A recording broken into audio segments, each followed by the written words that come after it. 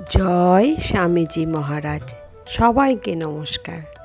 আজ আমরা শুনব স্বামী বিবেকানন্দের অমৃত বাণী। স্বামীজি বলেছেন, দরিদ্রের প্রতি সহানুভূতি নয়, ভালোবাসা চাই। স্বামী বিবেকানন্দের এই বাণী শুধু দয়ার কথা নয়, এ এক জাগরণ। মানুষের জন্য মানুষের দায়িত্ব।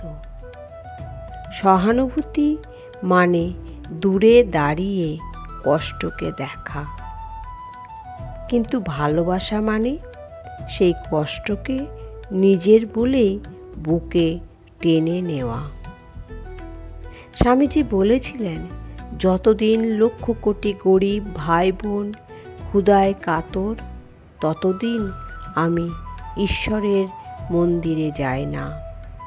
এ কথায় প্রকাশ পায় ঈশ্বর শুধু মন্দিরে নন, তিনি রয়েছেন সেই ক্ষুধার্ত চোখ, ক্লান্ত মুখ আর আশা ভরা দৃষ্টিতে। জয় স্বামীজি মহারাজ।